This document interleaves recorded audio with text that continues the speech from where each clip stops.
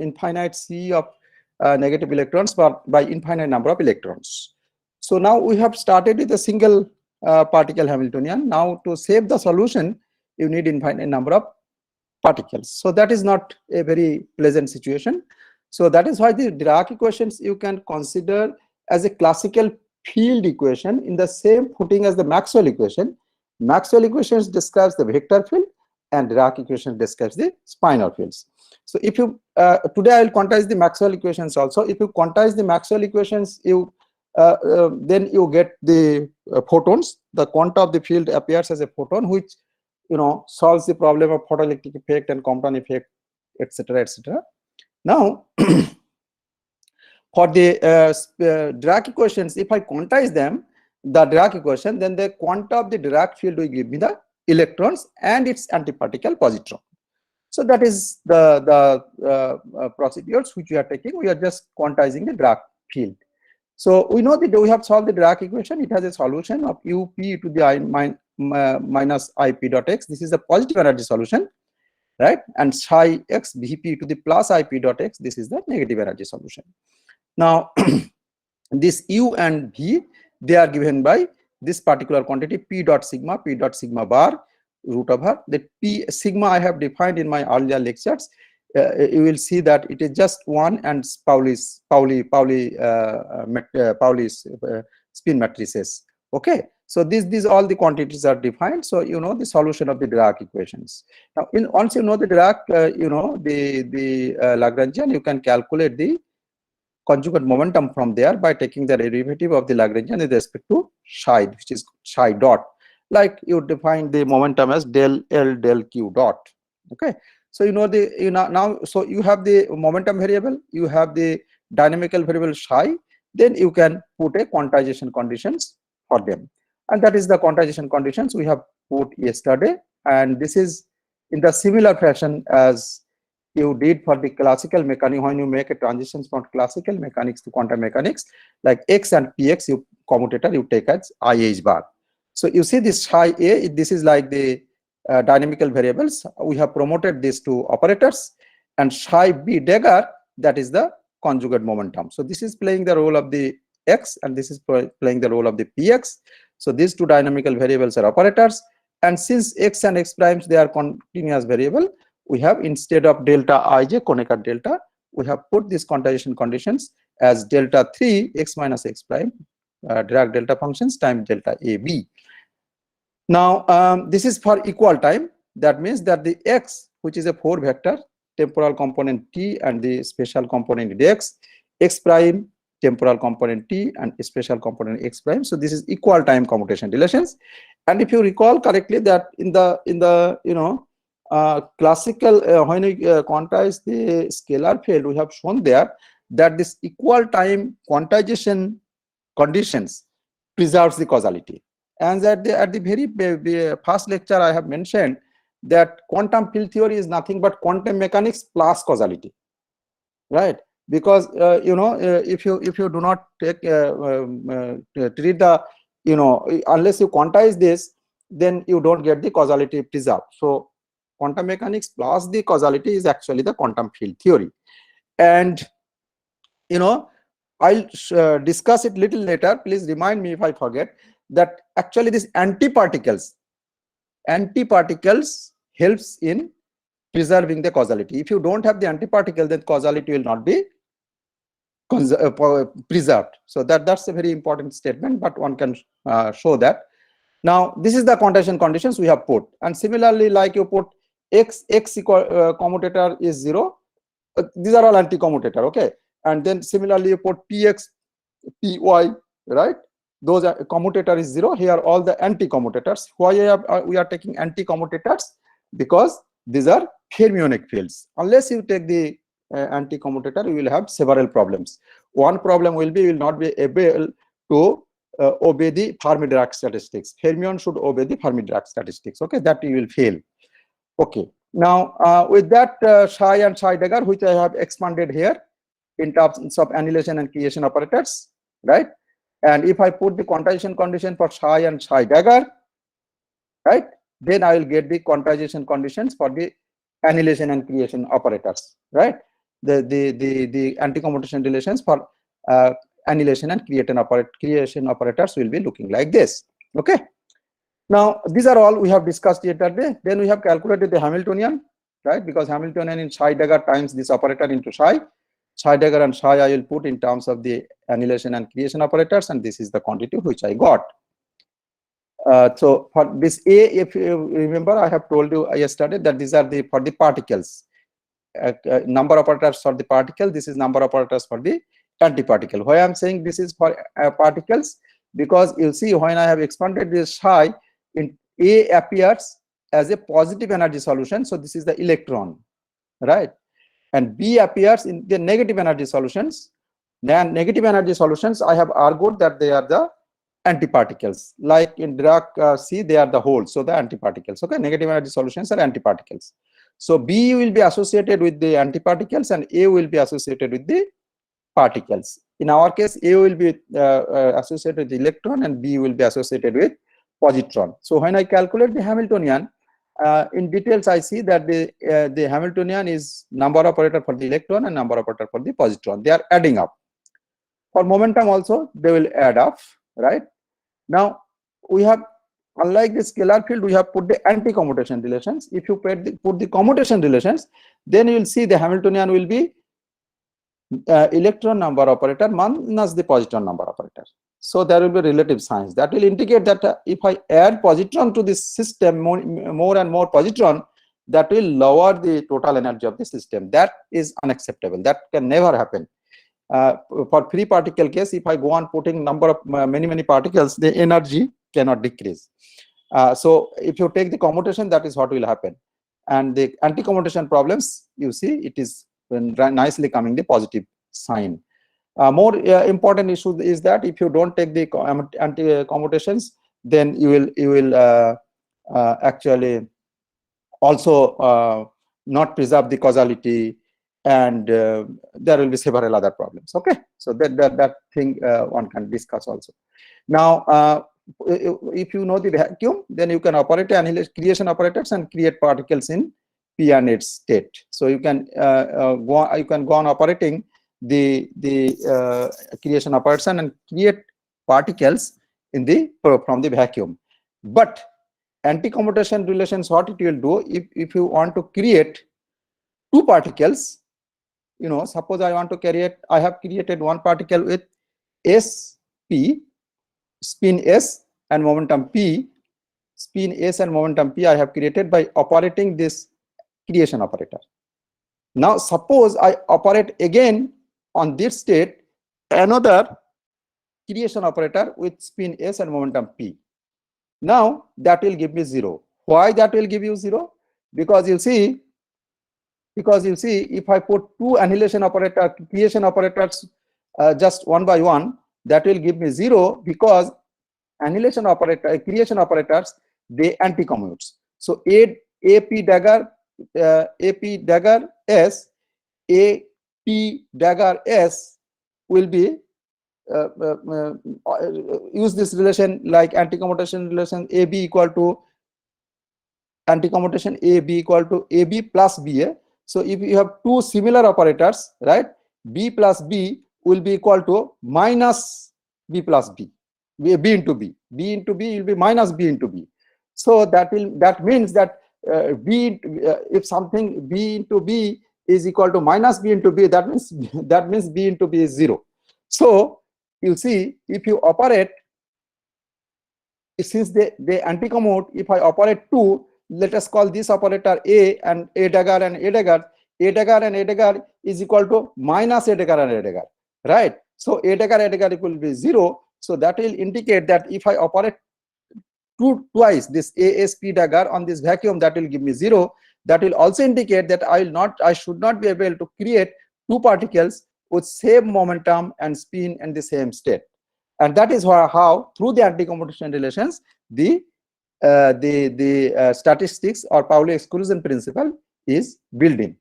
Now I have made another comment. Suppose you give a rotation to the Dirac field, and if you take the Dirac Lagrangian and give a rotation, how the spinor will rotate, that you have to know the Lorentz group of transformations. So if you know the Lorentz group of transformation, then you know how the field will change.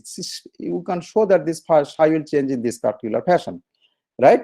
And if your Lagrangian or the action remains invariant under this kind of change, then you will get a conserved current, and that conserved current will have, this part is the, if you can see my cursor, this part will be the angular momentum, orbital angular momentum plus some spin. So this will automatically come from Dirac equations, because Dirac Lagrangian. So in the Dirac, this is the spin half part actually, that says that the orbital angular momentum is not a good quantum number for the Dirac field.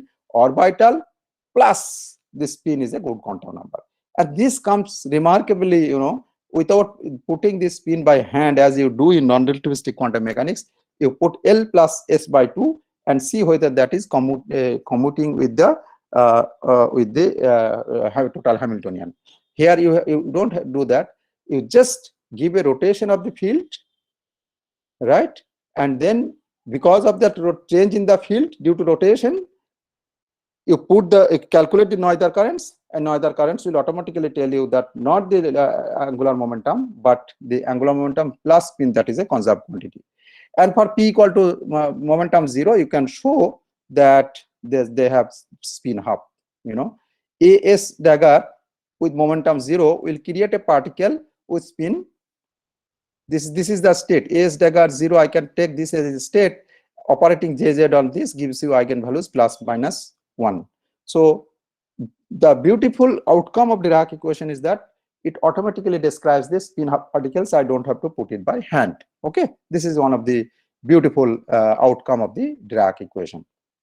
Okay, now then if you calculate the total charge, yesterday we have discussed already that it will be number of operators, you can call it loosely number of electron minus number of positron, right? In energy and momentum they are adding up, but in the charge it is just coming off with a relative sign, right? That indicates that the electron and positron, because A's are associated with electron and B's are associated with a positron. So electron and positron, they have opposite charge. So if electron has a negative charge, positron will have a positive charge.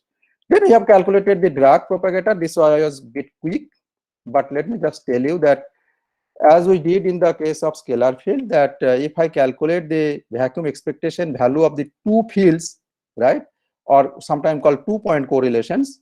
So two fields, expectation value of two fields under this vacuum, if I calculate, I know this psi A and psi B dagger in terms of the annihilation and creation operators. I put it there, and I also know that the annihilation operator on the vacuum, because I am calculating the expectation value in the vacuum. If I operate this annihilation operator in the vacuum, I'll get 0. So if I operate the creation operator on the vacuum, I get this 1/2 root EP P into S. So by using this, I can calculate the psi A and psi B, this expectation value. And I have shown you that this is the expression which you get. And there is a quantity U bar sum over S, which I have already derived in detail line by line. You can see that this quantity is nothing but P slash plus M. Now P slash contains gamma mu P mu. Now whenever you have P mu momentum space operator, I can replace that by the gradient. In non-relativistic quantum mechanics, P operators I take as minus I H bar delta. Right. So here this same expression I can get if I replace this P slash by 4 derivative del mu, right? Here there is a del mu because this is gamma mu del mu. So if you operate on this del mu will hit this particular function, and there will be a P mu coming. So P mu, and there is a gamma mu here hiding in this del slash. Gamma mu P mu will give you P slash.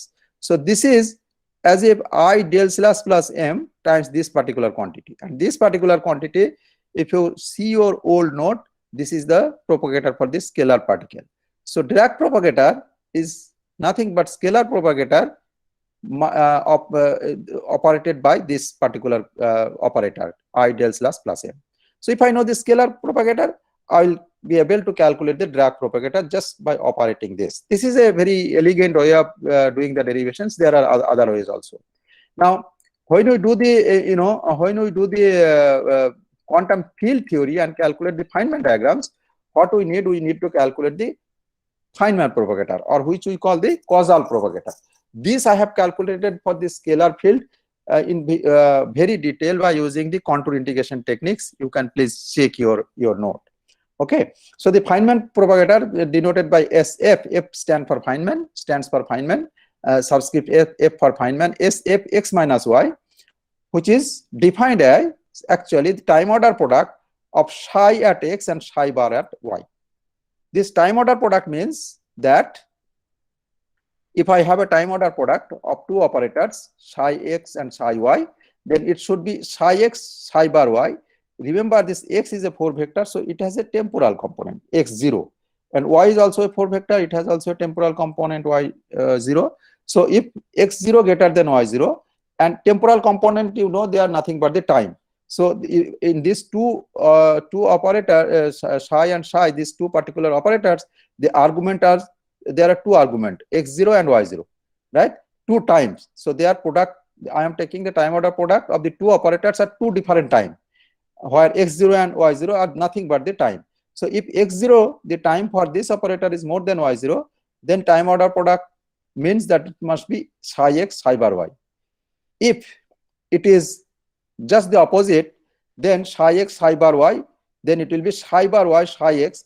There is a mistake here, it will be minus, because I should correct it. Yeah. So because for the, if you change the fermions, then there will be a change in the sign. For bosons, this is plus, but for the fermion, it is there will be minus sign here.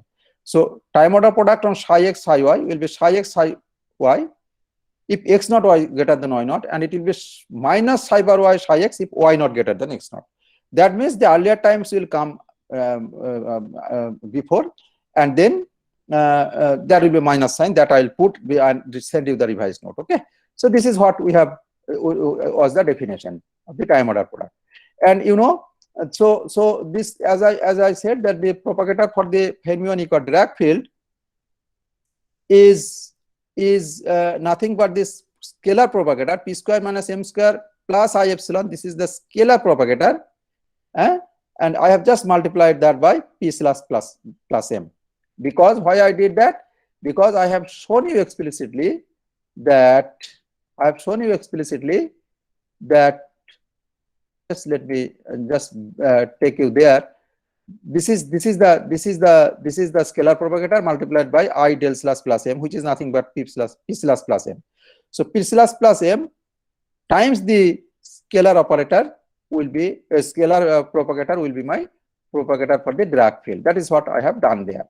So this is my scalar propagator multiplied by p slash plus m.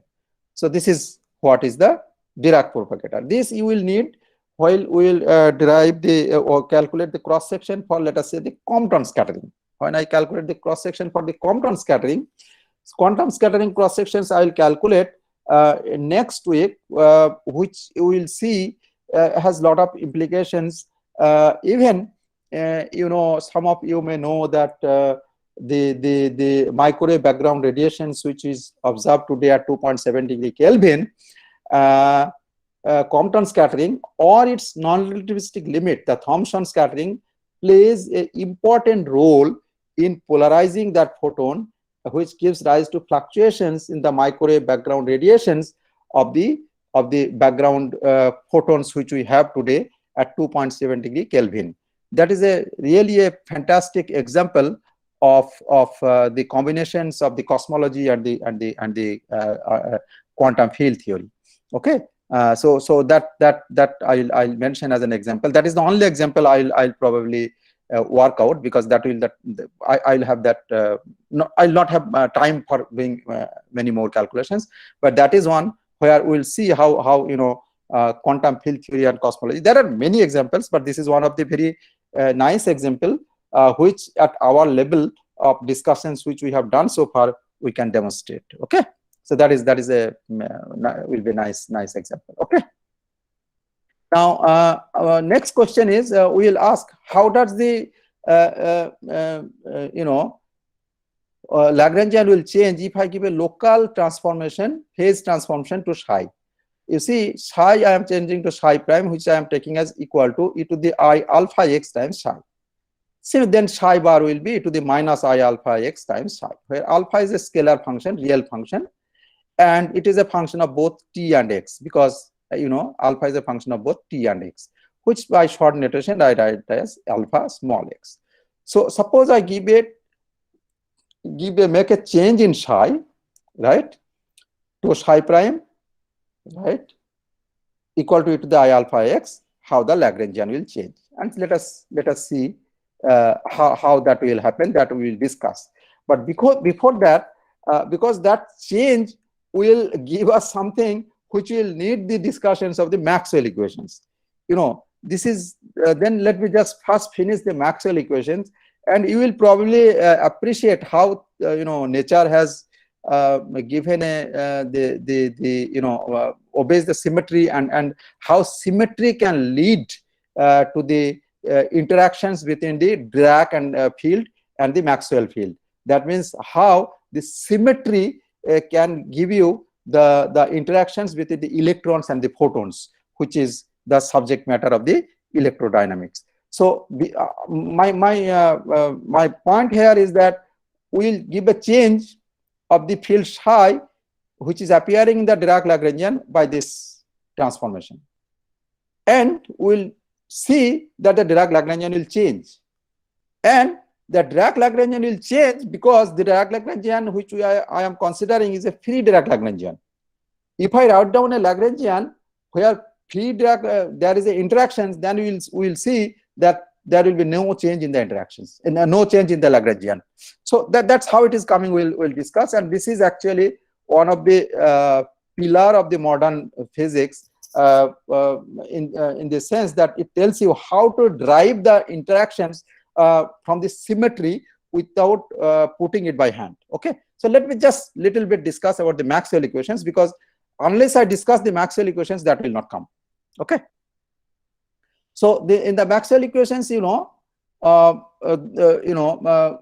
just let me first discuss the Maxwell equation, then I'll come back here. Okay, so this is the Maxwell equations. All the divergence of B is equal to 0. That is says that there is no magnetic monopole. But still there are lot of works going on the magnetic monopole, and there are a lot of implications if there are actually a magnetic monopole present, and you can have a very interesting discussions of on how the Maxwell equations will change if you have a magnetic monopole, how the Lorentz force law Q into E plus V cross B will change if you have monopole. That lot of discussions can be done, but let us not discuss at the moment. We say that there is no magnetic monopole, divergence of B equal to 0, and divergence of E is equal to rho, that and curl of E plus dB dt equal to 0. That is the changing magnetic field gives rise to electric field, that is Faraday's law. These are all known to you. Curl of B minus d dt equal to J, right? So Ampere's law. But this d dt term is the additional term which was put by Maxwell. So this is the Maxwell contribution, dE dt. This what we call the displacement current. Okay, that is Maxwell contribution. And very well, without the Maxwell term, dE dt term, you will not get the charge conservation. That I am sure you have derived and about that. So if you take divergence of B equal to 0, then B can be written as a curl of a vector A, right?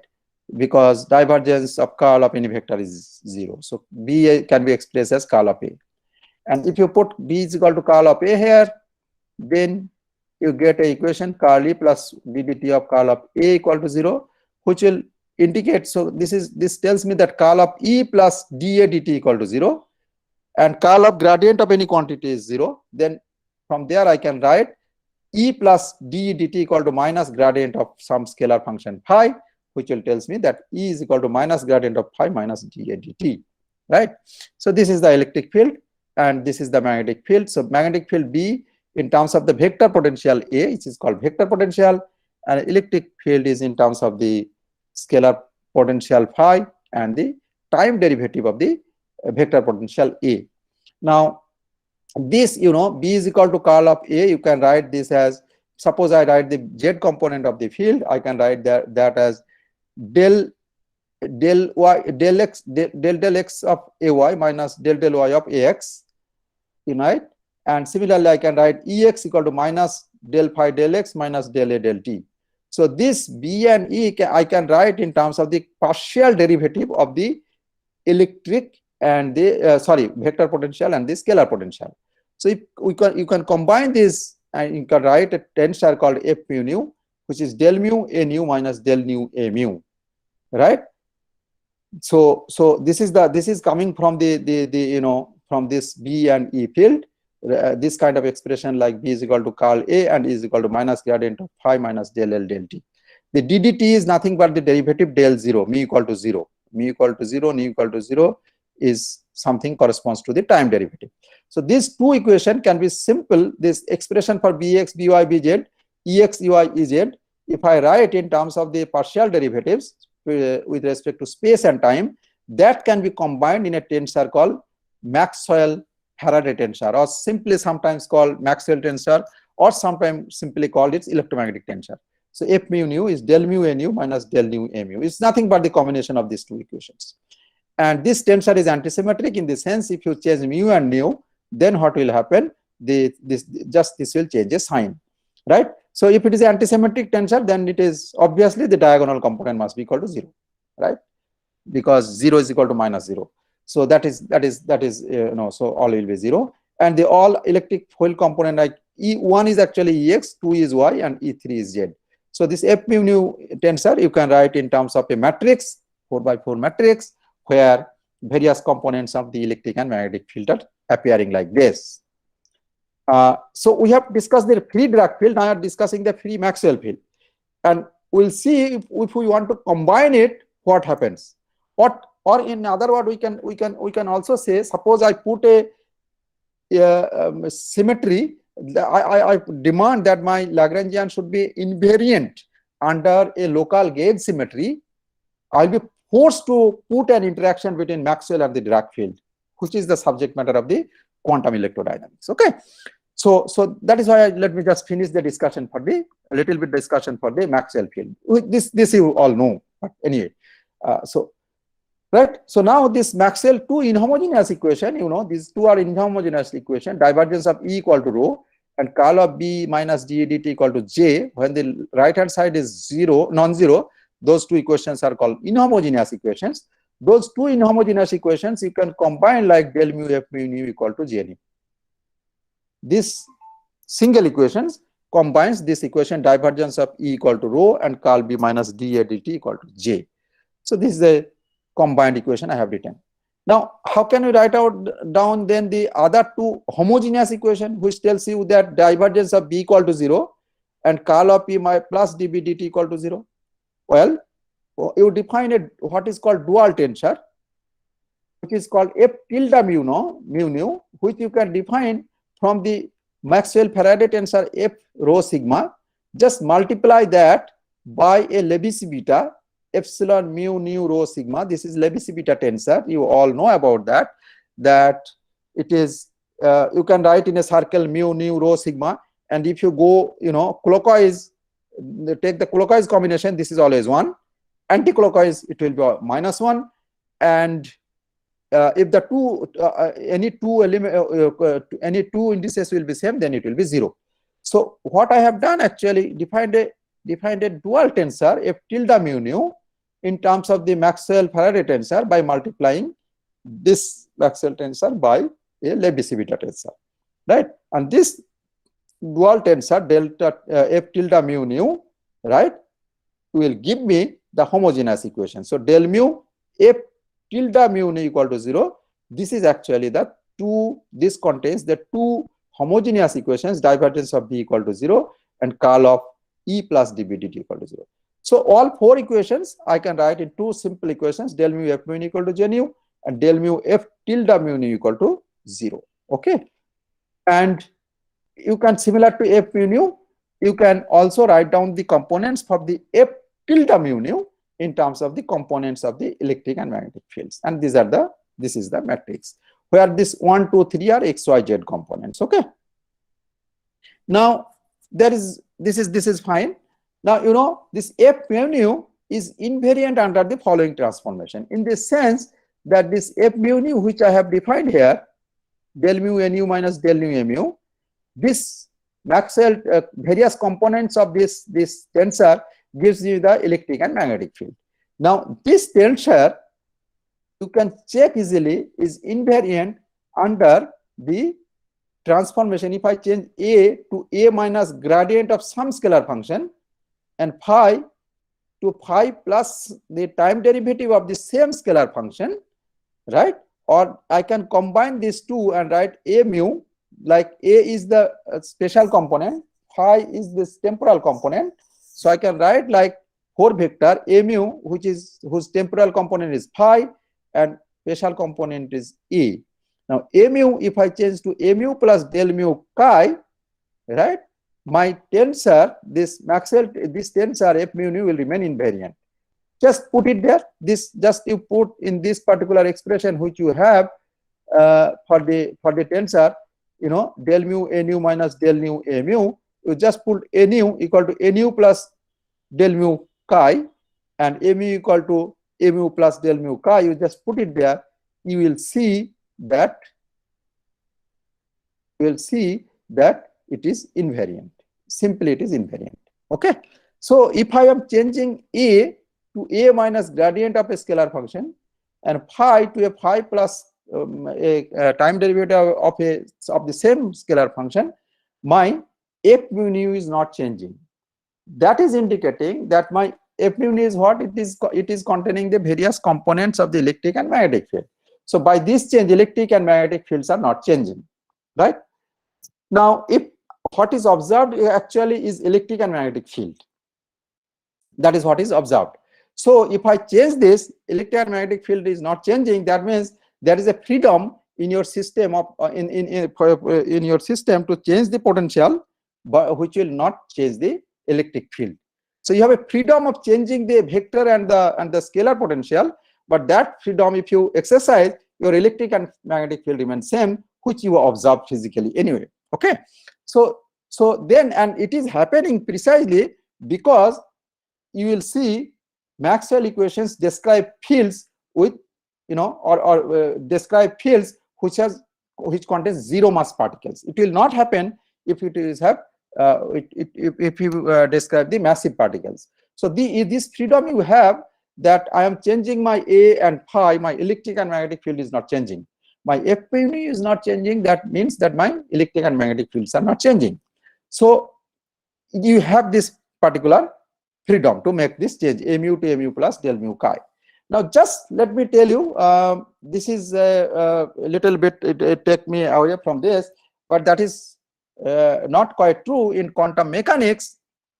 You know, you can ask the question, what is more fundamental, the electric and magnetic? So you can now ask the question to yourself, what is more fundamental, the electric and magnetic field, which is not changing because of this transformation, or the potential A and phi from which we can calculate the fields, you see, from which I can calculate the fields, A and phi, from which I can calculate both B and E, right? Then you can ask whether B and E fields are fundamental, or the potentials phi and A. Now, of course, classical mechanical, you will say the electric and magnetic fields, they are fundamental, but quantum mechanics will tell you a different story. You just please, if you have a time, you please have a look at what is called Bohr-Aharonov effect. Okay. So that will make you you know, Bohr-Aharonov effect. That will there you will see the potential A mu, the potential is playing more fundamental role than the what you call the potential is playing the more fundamental role. Just check in any book Bohr and Aharonov effect, because I may not have the time to, you know, go through all this. So that is what my fear is. Okay. So but I am giving you indications. If some of you are interested, you can certainly go there and check. So maybe I have to just made a mistake in choosing the file. So I'm just Yeah, any problem? I'm hearing some sound. Okay, so okay, so Maxwell equations, that is what I have discussed. Okay, okay, so where I was here. Okay. So you can ask now the question, which one is more fundamental, and of course you can see that you will get a answer if you study the Bohr-Arnav effect, that potential plays a more fundamental role in quantum mechanics, at least, not the field. In classical mechanics that is true, but quantum mechanics it is not. Okay, so now you have this kind of freedom. Okay, now the inhomogeneous Maxwell equations, which you have written, del mu f mu nu equal to j nu, I can just write that equations, just put the expression for f mu nu, which is this.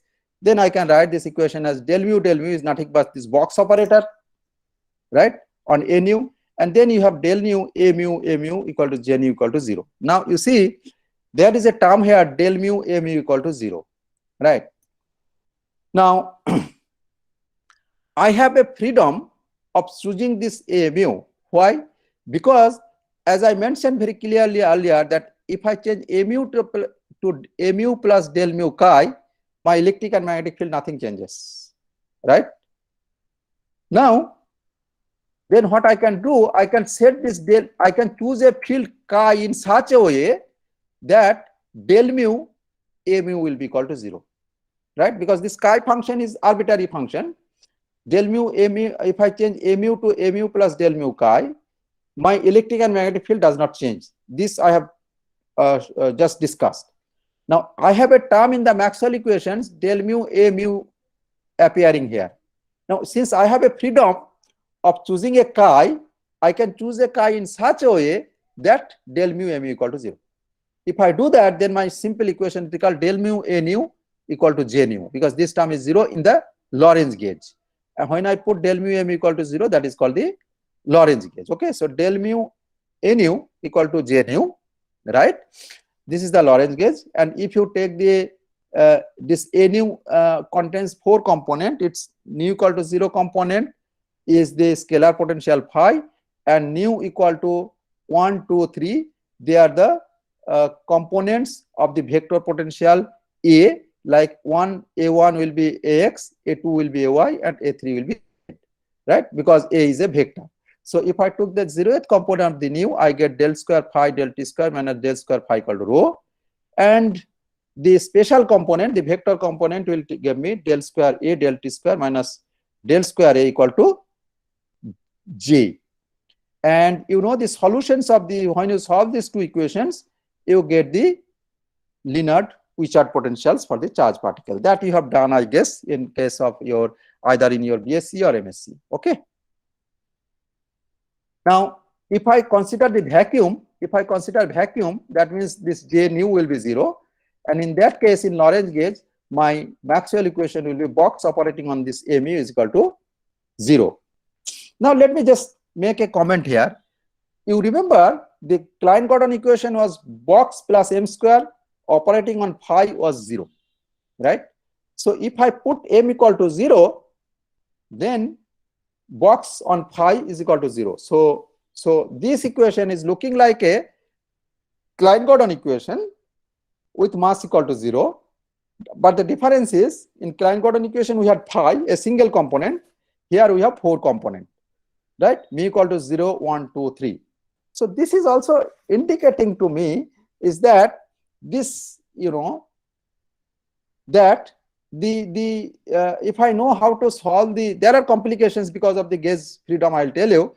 But if I know the solution of the Klein-Gordon equations, right, and put mass equal to 0, then these 4 components of this equation will satisfy those conditions, those solutions. Okay, so that is just a passing comment. Okay, now what I can do, I can make a change of a mu, like a prime mu equal to a mu plus del mu chi, because as I have said repeatedly, that if I make this change, the electric and magnetic field doesn't change, because this is the gauge freedom which I have. So what I can do, I can write del mu operating on A prime mu is equal to del mu mu plus del mu operating on del mu chi. So I will have del mu mu plus box operating on this chi, right? Now I can choose my chi in such a way that del mu mu equal to minus box operating on chi, right?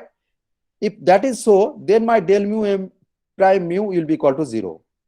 And if my del mu m equal to 0, right, then I can omit this prime, right, and say del mu mu equal to 0. And this is what as I mentioned, is the Lorentz gauge. In the Lorentz gauge, you see, I have put a condition, same condition. See, this mu varies from 0, 1, 2, 3. It has 4 values. And I have put del mu m equal to 0, means all the mu equal to 0 component is the time component, and mu equal to 1, 2, 3 are the spatial component. So when I put del mu m equal to 0, it contains all the spatial and the temporal component at the same footing. So Lorentz gauge is a covariant gauge, right? It's good that all the spatial and the temporal components are treated in the same footing. Now, what one can choose, also choose that, you know, the Maxwell equations or the electric and magnetic field doesn't change if I make a change phi prime to phi plus del chi del t. I have mentioned earlier. Now I can choose a chi where phi is equal to minus del chi del t. So then in that case, phi prime will be equal to 0, right? Then phi prime will be equal to 0. Now if, you know, if phi prime equal to 0, see what is happening. Del 0, mu 0, there is a term here. And del 0, a0, there is a term here, but a0 is nothing but phi, right? So that term vanishes. So what will happen? I'll have divergence of a prime equal to 0. So phi prime equal to 0 and divergence of a prime is equal to 0.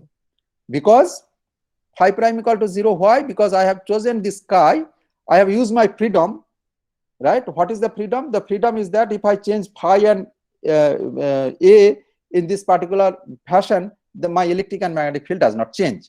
Okay, right?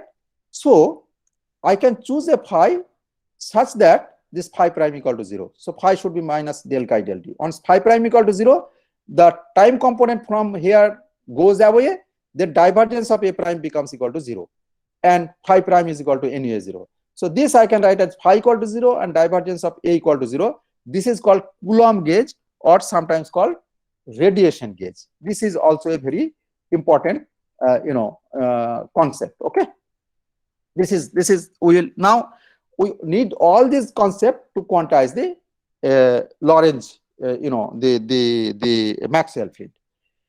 Now, this Maxwell equations, I can take the Lagrangian for the Maxwell equation minus 1/4 f mu nu, where f mu nu is the Maxwell Faraday tensor.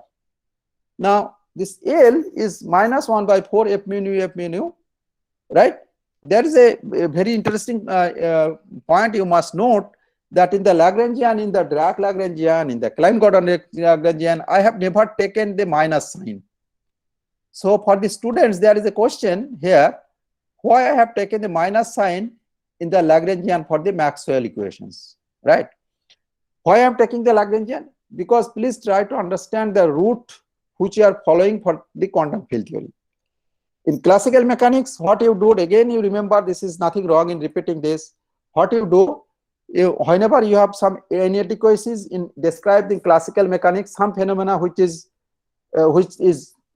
you cannot describe by applying the classical mechanics, there you make a transitions to quantum mechanics roughly. That's what happened in photoelectric effect, in Compton effect and all that, Compton scattering, photoelectric effect and all that. Okay, now then when you made a transition, what you did, you actually put a commutation relations between the dynamical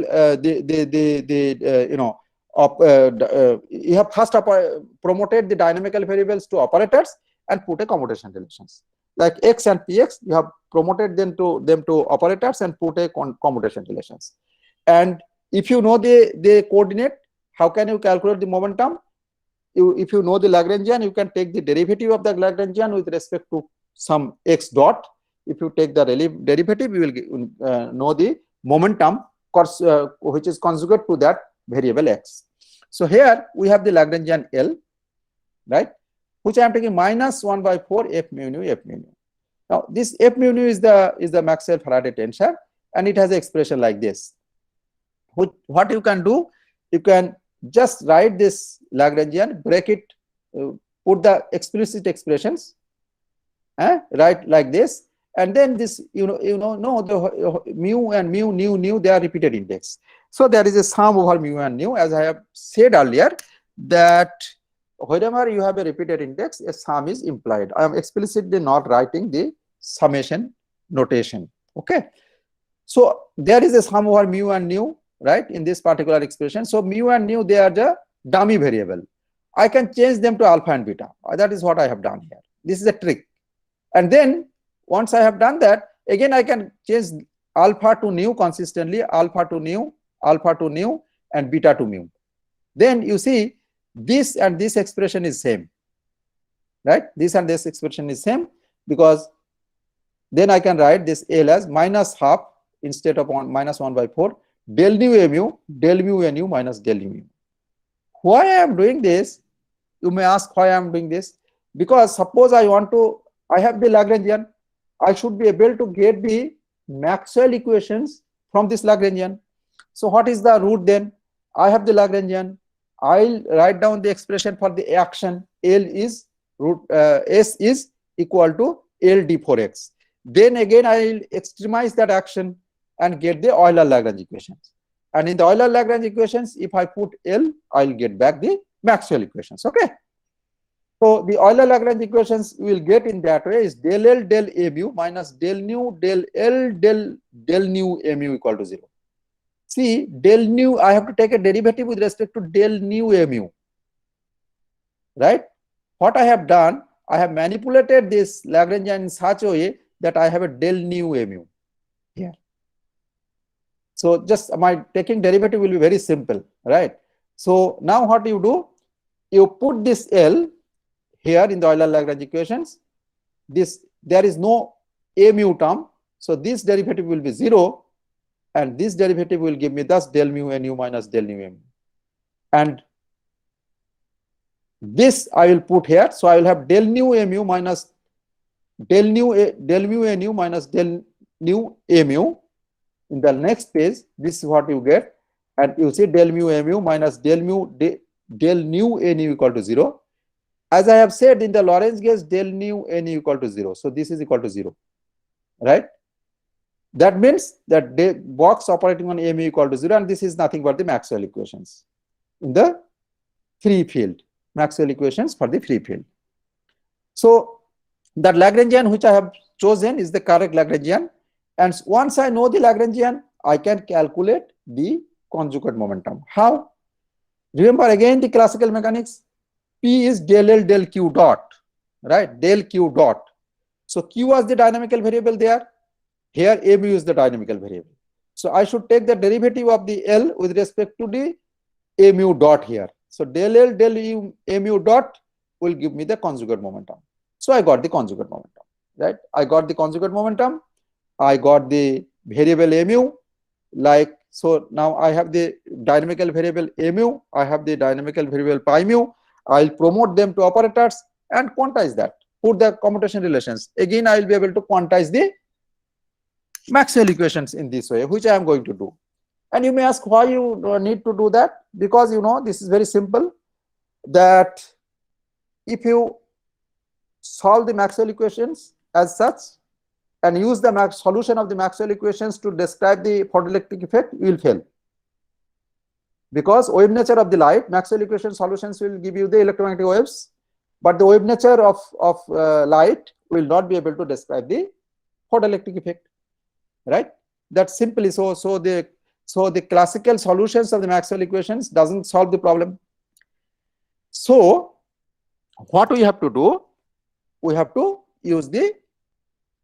quantize the Maxwell equations, and the quanta of the Maxwell fields will be the photon, and that photon nature, when I will impose on the light, it will be able to describe the photoelectric effect. There is a story to this.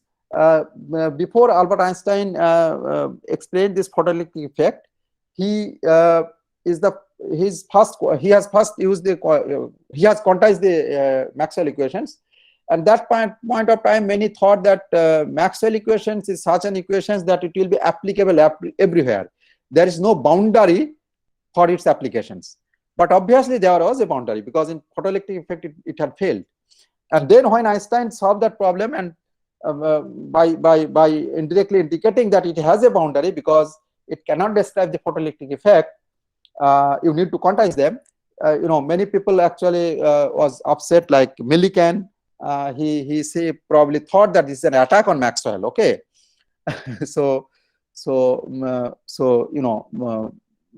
but and then he wanted to prove Einstein wrong, but actually at the end of the day he proved Einstein right. Okay, and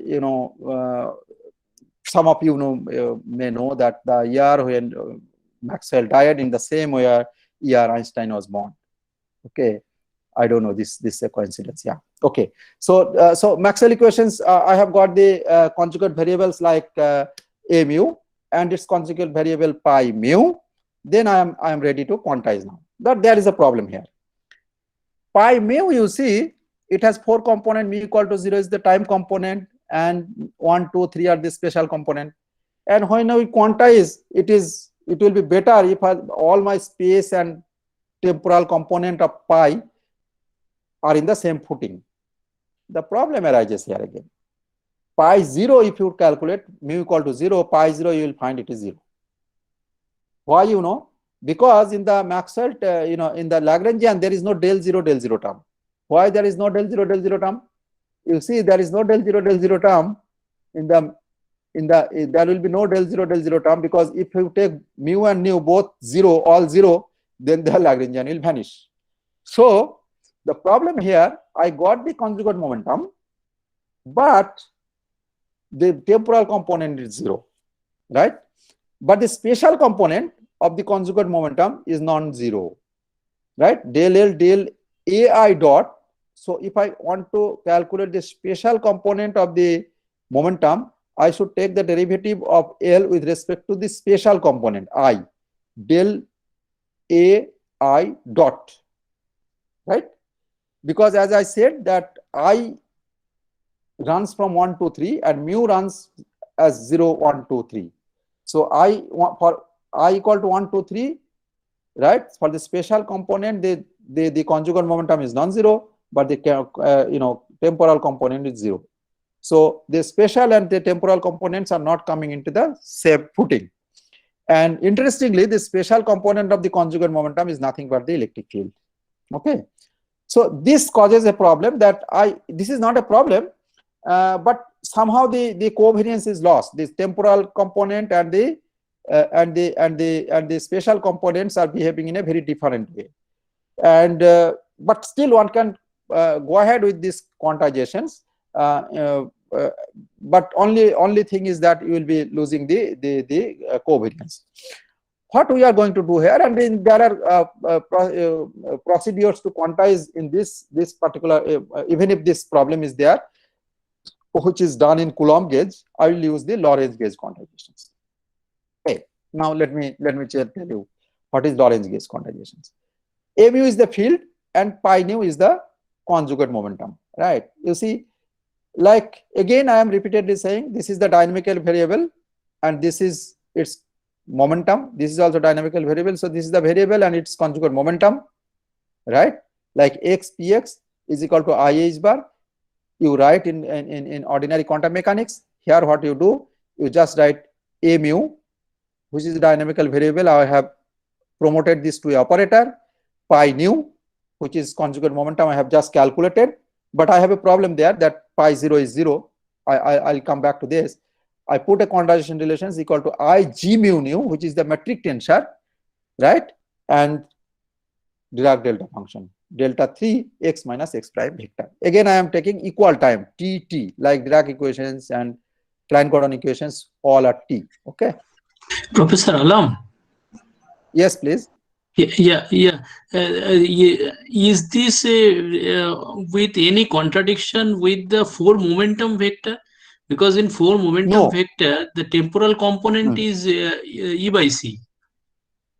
Right, right. No, there is no contradiction. There is no contradiction with the four. That is a kinematical variables, right? So, Yeah. okay. So let me just tell you why there is no contradiction. This here, in quantum. So okay. So like in ordinary quantum mechanics, the x is a dynamical variable, right? Yes. Yes. And then you operate these two. You promote these two operator, and momentum is also a dynamical variable. You promote that operator and put the commutation relations, right? Mm-hmm. Now, and in ordinary quantum mechanics, time is a parameter there. Time is not a dynamical variables, right? Mm-hmm. Now here what has happened, the x and t in quantum field theory, the dynamical variables are the fields like electric fields, magnetic fields. They are the dynamical variables. Potential are the dynamical variables, means A and phi are the dynamical variable, means the fields are dynamical variables. And x and t both have become the parameters. Like in the quantum mechanics, x was a dynamical variables, but here x and t, they have come into the same footing. Both of them are parameters. Now, if I write down this or the fields in the momentum space, then x and t will be replaced by E and P, energy and momentum, right? In Fourier space, there will be mu will be a function of E and P, right? So E and P, again, they are also parameters. So they are not actually, in quantum field theory, they are not actually a dynamical variables, but A is a dynamical variable. So to answer your question, they are momentum and the field variables like mu. In quantum field theory, they are in a different footing. Momentums are the parameters, but the mu's are the operators. They are dynamical variables. Okay. Okay. So there is no contradiction. Okay. So now suppose, so this is the quantization conditions. Now I put. Now let me just take a derivative of both side by del mu. If I operate del mu, I will get a del mu a mu term here. By Lorentz gauge condition, that is 0, because I have used the Lorentz gauge condition here. But in the right hand side, del mu operating on the Dirac delta function is never 0. So there is, though I am putting this Lorentz gauge conditions, there is still a contradiction that del mu a mu, if I take a derivative of both sides with respect to del mu, left hand side is 0, right hand side is non-zero. So this is a problem which we have, right? Moreover, we also know that pi 0 is 0. Now how to solve this problem? And all these problems are coming because ultimately we'll see is coming because photon doesn't have any mass. If photon will have mass, then we will not have this gauge freedom, and therefore these problems will not come. So let us see how to solve this problem. So we have taken the Lagrangian as L minus 1 by 4 f mu nu f mu. So what we do, we change the Lagrangian by adding a term minus alpha by 2 del mu mu whole square. Okay, that I can write del mu del nu, right? This I can write in a, because mu is a dummy variable, I can write del mu into del nu mu. Okay, this I can of course write. So what I have done, I have changed the Lagrangian, because minus 1 by 4 f mu nu, that was my original Lagrangian, and I have put that in the Euler-Lagrange equation. I have seen that this gives me the correct Maxwell equations. I have changed it by adding a term minus alpha by 2 del mu square. Okay. Now again I can argue, okay, I have not added anything because del mu equal to 0 in Lorentz gauge. But that's what I am not saying here. I am just putting alpha by 2 del mu whole square. I have changed the Lagrangian, and with the changed Lagrangian, let me again now derive the Maxwell equation. So again I put this Lagrangian in the Euler-Lagrange equation. I will get the equation, Maxwell equation, as del nu equal to 0. That was the original equation.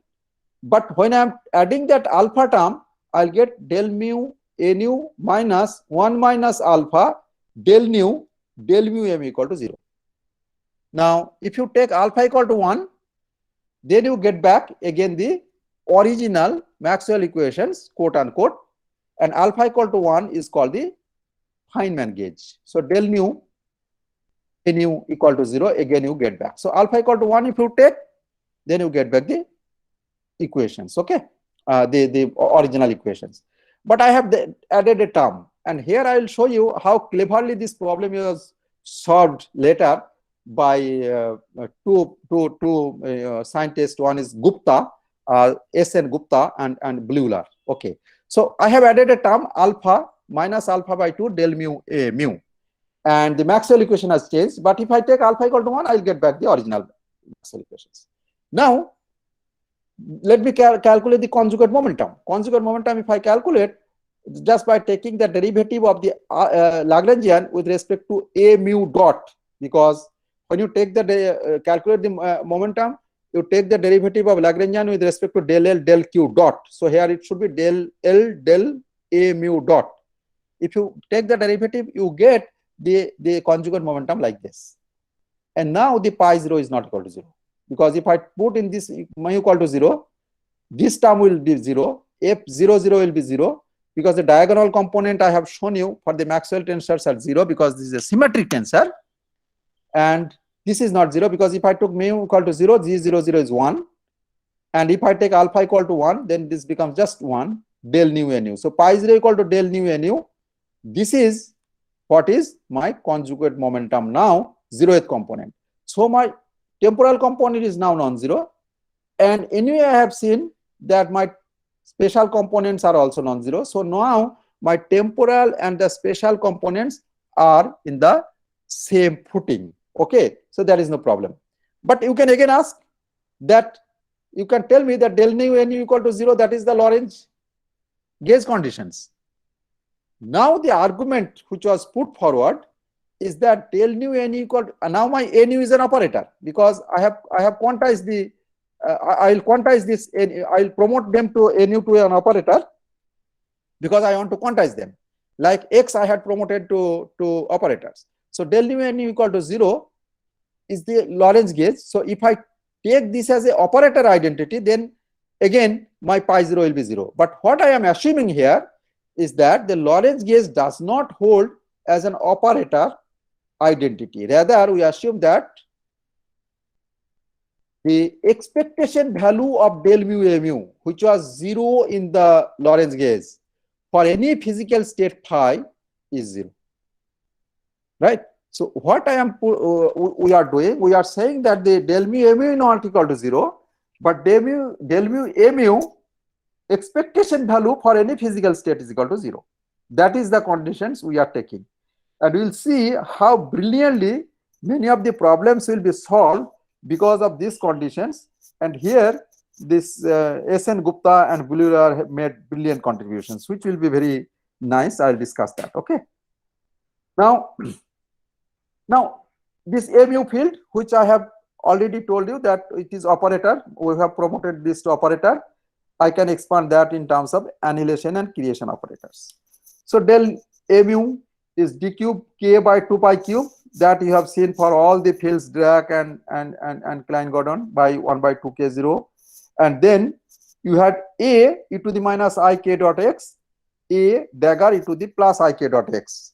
That is what you had for scalar fields. A e to the minus I k dot x, a dagger e to the plus I k dot x. This is what you have. Now for the scalars. Now for the vectors, but mu is a vector, right? Mu equal to 0, 1, 2, 3. So you must, and you know photons or the light has a polarization. So like for the Dirac field, you remember that in the coefficients there was u and v. With the annihilation and creation operators, there were quantities like u and v, right? So u and v are corresponding to the spin. Now the mu field, this has also polarizations. So corresponding to that polarization, I put the polarization vector epsilon mu lambda, right? And with the annihilation operator, and epsilon mu star lambda with the creation operator. Now this is also, you should remember that, so this is how the field mu is expanded. This is in the same footing as Dirac or scalar field, Klein-Gordon field. You had a to the minus ik dot x, a dagger into the plus ik dot x. Only thing is, I have, since photon has polarization, I have to put here a polarization vector epsilon mu lambda, epsilon mu star lambda. Okay. Now again, let me just tell you, suppose when we will be calculating a, say, a Compton scattering, when I will be calculating a Compton scattering, there will be an incoming photon and an incoming electron. So for the incoming photon means that photon is annihilated, right? Photon is annihilated. So corresponding to that photon, when I will use the Feynman diagram, for the incoming photon, I should put epsilon mu lambda, because that photon was killed, incident photon. But in the Compton scattering, there will be a photon which is produced.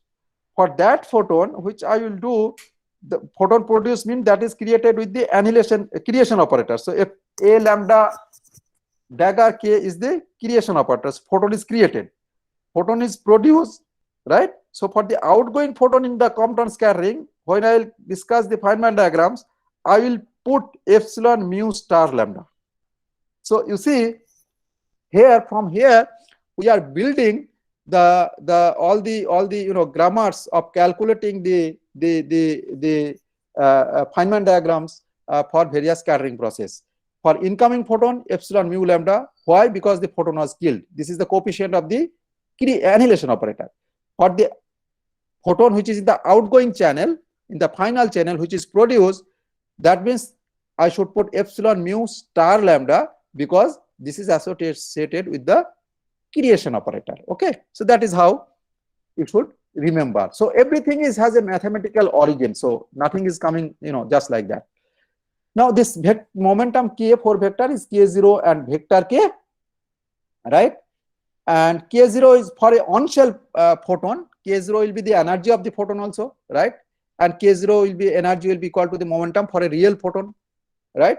For a real photon, it will be massless real photon. It will be k0 will be the magnitude of the k vector, that we all know. But in quantum field theory, when you will be calculating various diagrams, photon will not only always be a real photon. Like when two electron will scattering, there will be a photon in the internal line. That photon will be virtual photon. We'll be discussing that when we draw the Feynman diagrams. Okay. So now you have this k we have defined. Now a lambda is the annihilation operator, a lambda dagger is the creation operator. Now this epsilon mu lambda. So suppose we assume that the photon is propagating along z direction. So k mu has 4 components. Temporal component will be k, because the magnitude of the energy will be equal to the momentum of the particle, and since it is propagating along the z direction, x and y components are 0. So this is just an assumption that the photon is propagating in the z directions. Okay, so k mu equal to k0 0 k, and this you have 4 polarization vector lambda for lambda equal to 0 1 2 3. For lambda equal to 0, I take the polarization vector as 1 0 0 0. For polarization vector in the x 1 0 0 0, for y direction 0 0 1 2, and for third one 0 0 0 1. And please see that it is taken in such a way that k dot epsilon is 0, right? Epsilon 1 and 2 is 0, because photon or light has 2 transverse polarization. So k is the direction of the propagation. When I take the projection of k with respect to the polarization vector, it must be orthogonal. K and epsilon, the polarization vector and the propagation vector must be orthogonal. So k dot epsilon 1 and 2 must be equal to 0, right? So this tells me the light is transversely polarized wave. Okay, this is the conditions which is satisfied for the vectors which I have chosen. Now, photons with polarization vector epsilon 0 will be called a scalar photon. Sometimes it is called temporal photon or time component of the photon vector, and other components are called the special component, and epsilon 3 is specially called the longitudinal polarization. Now I put the quantization conditions. Okay, mu I have expanded in terms of the annihilation and creation operators. Pi nu I have calculated from the Lagrangian, right? And I have, so I know pi nu also. I put the quantization condition as I g mu nu and the Dirac delta functions. All other quantizations a mu pi nu is equal to 0. Similar to, you know, again px equal to 0, px py commutation 0, xy commutation 0, etc., etc. And one can show that through this algebra that a mu pi nu is equal to this pi nu, the annihilation, the conjugate momentum, one can show that this is equivalent just to the time derivative of a mu. So a mu dot, if I put, this quantization will hold because pi nu will give me that. So this is in detail written there. A mu dot a nu xt equal to I g mu nu. This is the famous quantization relations. So this is the conjugate momentum, and this is the dynamical variables like x px is equal to I h bar. Here I have written the a and its conjugate momentum with they satisfy this commutation relations is I g mu nu and the Dirac delta function. Now what you can do, you can put here the expression for a mu and a nu in terms of the annihilation and creation operators. There will be long expressions, right? Why it will be long expressions? Because you know your a mu is this, and you have to calculate a nu dot. That will be equally long expressions. So these two long expressions you have to put in this and put I is equal to I g mu nu delta 3 x minus x prime. If you put that, you will see that annihilation and creation operators will satisfy a commutation relations a lambda k, a dagger lambda prime k equal to minus g lambda prime 2k0 2 pi cube delta k minus k prime. This is the commutation relations for the annihilation and creation operators. That is what you will get. Like we get the annihilation and creation operators commutation relations in harmonic oscillator. This is the commutation relations for the annihilation and creation operators, which will create photon. A lambda will annihilate a photon and a lambda dagger will create a photon. Okay, now we know all the commutation relations. Now I can calculate the Hamiltonian. H equal to H Hamiltonian density integrated over d cube x. Now this H is not, I can calculate because I know the Lagrangian minus L plus pi mu a mu dot, like minus L plus p q dot. And you can see that the Hamiltonian will become a lambda dagger, a lambda, when lambda equal to 1 to 3, that means special component, right? Lambda special component 1 to 3 minus the temporal component, a0 dagger, a0. This is a problem again, because you see, if I increase the number of temporal photon in the system, Hamiltonian will decrease. But then you may argue that photon has 2 degrees of polarization, right? Transverse degrees of polarization. There is no longitudinal degrees of polarization for a real photon, and there is no temporal polarization. So this is unphysical, but your calculation is giving this. How to get rid of this? There comes the work of Gupta and Bleuler. They resolve this issue, right? How? Let me just briefly mention to you how they have done. So what we have mentioned earlier, that del mu m equal to 0, we are saying that this doesn't hold as an operator identity. We have told you that the expectation value of del mu m equal to 0, right? So let phi be a physical state. The del mu mu operating on phi, right? I can write this as del mu plus operating on phi, del mu minus mu operating on phi. Now what is plus and minus? Plus and minus, let me just tell you, mu plus is the part which contains the annihilation operator. So this part I am calling the annihilation mu plus, and the part which contains the creation operator, that is I am calling mu minus. mu minus contains the annihilation operator, just it is breaking into two parts, nothing else. So mu plus contains the annihilation operator and mu minus contains the creation operator. Now, you know the mu plus contains the annihilation operators and mu minus contains the creation operator, right? Now, you see since mu minus this contains the creation operator, it can create particle even on vacuum. So certainly if you have a physical state phi, then mu minus can create another photon there, and photon is, you know, is a boson, so you can create any number of photon in a particular state. So mu minus can actually create another photon on this physical state phi. It can, because mu minus contains the creation operator. So this part is not valid. Del mu minus phi operating on a physical state will not give you 0, because it can create a photon, it is not 0. But del mu plus mu operating on phi, or that means if this contains a annihilation operator operating on a vacuum can give you 0, because annihilation operator annihilates, and in the vacuum if there is nothing to annihilate, so that will give me 0.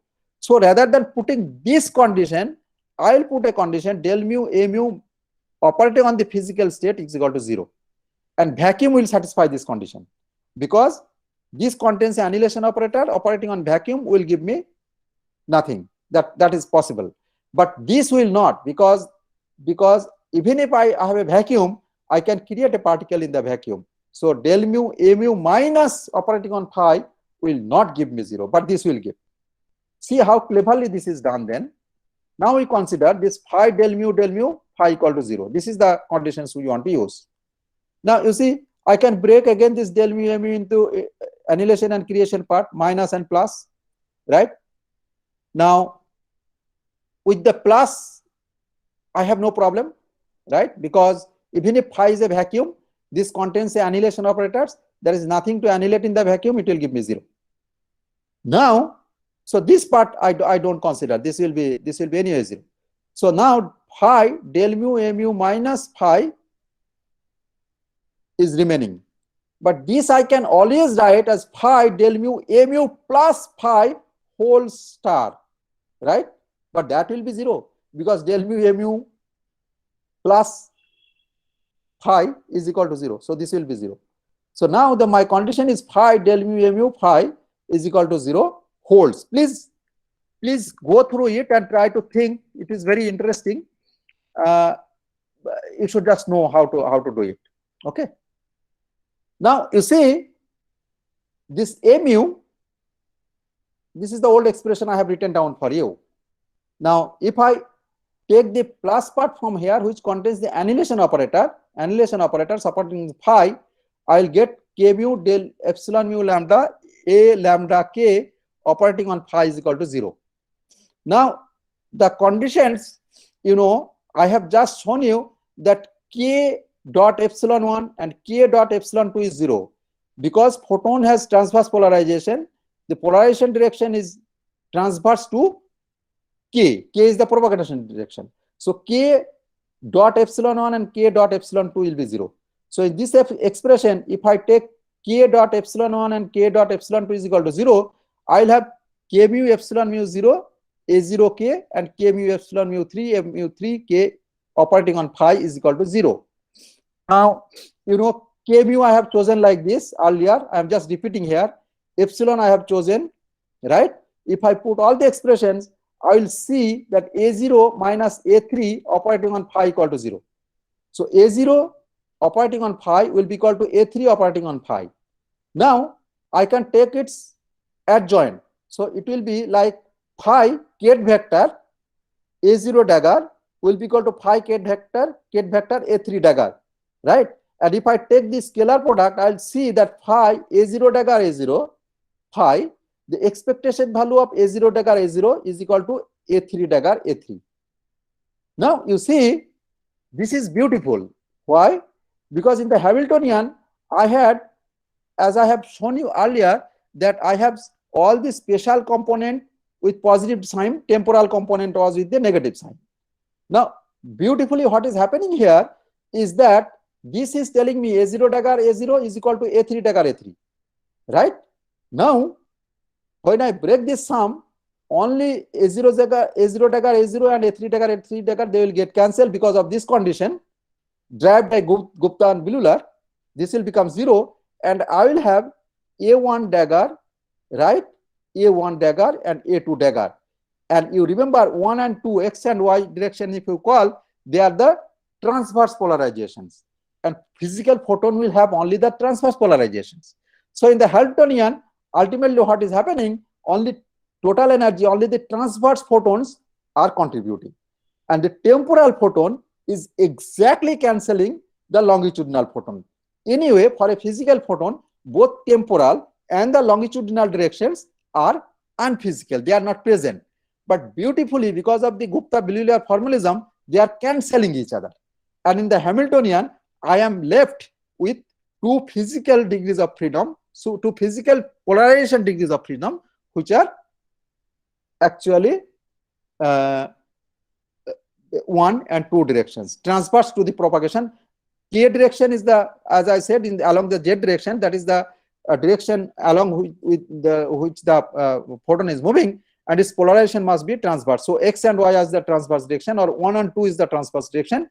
That is why it's contributing to the Hamiltonian, and wonderfully, the two unphysical degrees of freedom, temporal and the longitudinal, they are exactly cancelling each other because of this condition which we have put, del mu mu phi is equal to 0, and which is the Gupta-Bilular formalism, that is giving me that A0 dagger A0 is A3 dagger A3. That is expectation value is same. So I am saved. All my physical degrees of freedom, unphysical degrees of freedom are removed. I have a Hamiltonian which is physical. Okay, I'll stop here today, and next day I will now combine this Maxwell and the Dirac field and give the full formalism for the quantum electrodynamics. Okay, so I stop here. Now let me know if you have any question.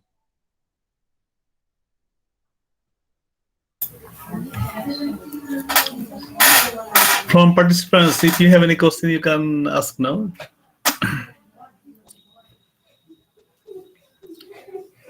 Please, so let me know if there is any problem. It's a I have done all these steps, but it's a complicated, it's not a very easy subject. I'll put it that way. Okay, so but next day I will put all these things together and give you the theory from this local gauge symmetry, which in principle describes all, you know, all the physics, like atomic, molecular physics, chemistry, everything, in principle at least. Yes, please.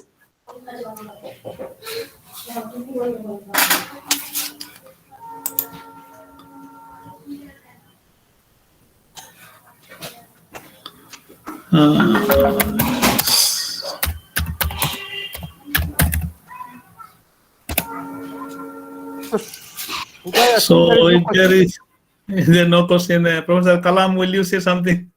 Yeah. So it was very difficult. Let me just ask the participant, was it very difficult? That at least you should say.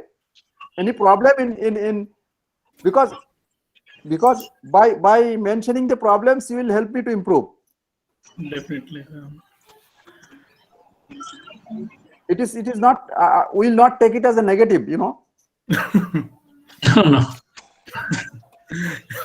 Participants will come forward, put your opinion, suggestion. Right. The speaker is very free. Okay, you don't hesitate to ask. Yeah. Sir, I'm Rajkumar. Hello. রাজকুমার বলো তোমার কি খবর? হ্যাঁ বলছি sir, আপনি যদি এই gauge fixing term সম্পর্কে একটু বলেন, মানে আচ্ছা পরে গেজ ফিক্সিং টার্মটা, আচ্ছা ওকে। So that is alpha by 2 del mu mu square, that is called the gauge fixing term, because you know what you do really, see, the problem is that when you are trying to quantize, then all the temporal and spatial component if they are in the same footing, that is better. Otherwise, you can choose the radiation or Coulomb gauge and do it.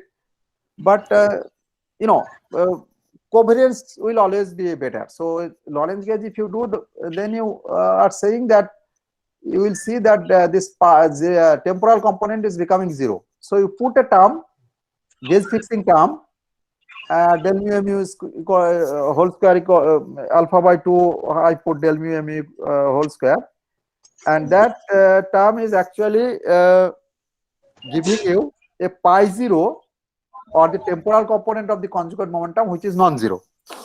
And then all your other, this is bringing everything in the spatial and the temporal component in the same footing. That is very helpful in some sense. Now that lambda is equal to 1 is the Feynman gauge, people call it, and you can put lambda equal to 0, then you are back to, you know, the what you call the original Maxwell Lagrangian. Okay, I'll elaborate a little bit more on that.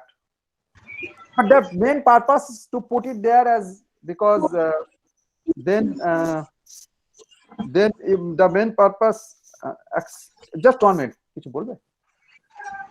Okay, so main purpose to put it del mu m equal to the gauge fixing term there is to make the temporal component of the conjugate field momentum non-zero. What kind of elaboration you want, Rajkumar? Some more physical, about other gauge also, axial gauge and then tube gauge, Landau gauge, all this? If you discuss a little more, then it will be better.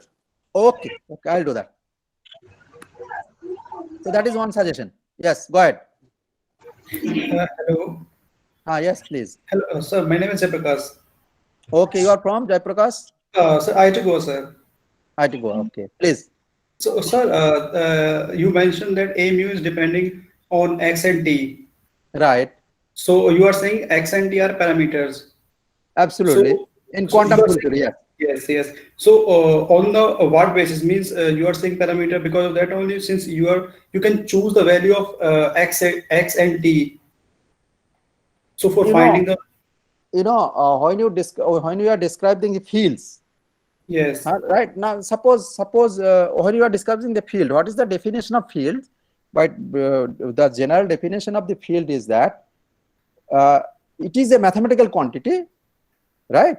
Now, yes. you assign any physical properties to that mathematical quantity at each space-time point. That is what Yes, field yes. is, right? It's Now, them, yes. now, then obviously the dynamics which determines the behavior of the system depends on the field at each space-time point. So space-time then becomes a parameters. Like in quantum mechanics, when you let us see in quantum mechanics.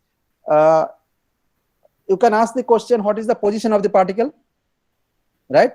What is the position of the particle? What is the momentum of the particle? Momentum of the particle, yes. So position and momentum, they are the dynamical variables. The dynamics is determined by X and P, right?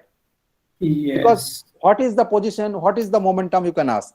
But if you ask a question, what is the time of the particle, doesn't make any meaning, right? Yes. Time is not a dynamical variable there, it's a parameter. Similarly, in quantum field theory, X is a parameter, it's not a dynamical variable. And X and T, they are in real space. If you take the Fourier transform of those fields, you will go into energy and momentum. Yes, so energy and momentum, they are again becomes a parameters, not a dynamical variable in quantum field theory. Yes. And so we can define the value of A mu on the behalf of X and T. Absolutely. As a parameters. Right. Yes. Right. Yeah, thank you, sir. Thank you. That was my question. Thanks, sir. Thanks. Okay. Thank you. No, what from the participants, what I am trying to understand is that, is there any problem in understanding? I mean, if I know the gap, then I can change my course. If I don't know the gap, then I cannot help also, no?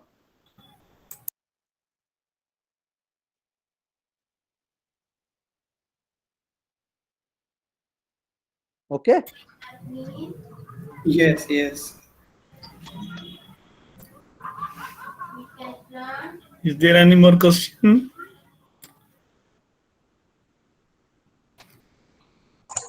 Participants, feel free to ask Professor Alam. He is repeatedly telling you that you told even him. if Yeah. even if you do not have any question, tell me where is Yeah. where is the gap?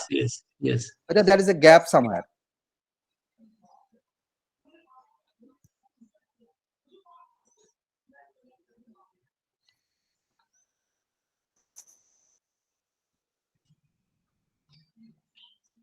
Okay, so if you don't want to tell me now the gap, or if you want to tell me more elaborately, or if you want to mention the gap between the, if at all there is one, you can send emails to the organizers or to me, and then we'll see. Okay, Yeah, of course. so that you can certainly do. You can send an email that it should be slow, it should be more elementary, whatever. Okay. Yeah. Yes, definitely. Okay, then it seems there is no question then. So, okay, since there is no more question, I'd like to thank the Professor Alam for his nice lecture and all the participants for giving time to us and listening the lectures. And the Professor Alam is trying to give his the best to you so that you can understand that this difficult thing in a very simple way. So you can help him improving further if there is any gap. So feel free to let us know in the next due time. Okay. Thank you. Yeah. Thank I you. would have loved Blackboard, but that is not the case. So I can't help. Because if it is Okay, a sir. Blackboard, I can change the, I can, instantaneously do something. Here's something I have written, and then I am just going through that. But the participant, please let me know. Okay. Okay, sir. Yes. So, yeah. Okay. So we will Okay, thank you then. we'll meet in next Saturday. Yeah, next Saturday, same Yeah. time, 7:30. Okay. Okay. Okay. Thank you. Okay. Thank Good you night, all. Professor Alam and all the Good night. Good night, participants. all of you. Good night. Okay. Good night. Good night. Thank you. Good night.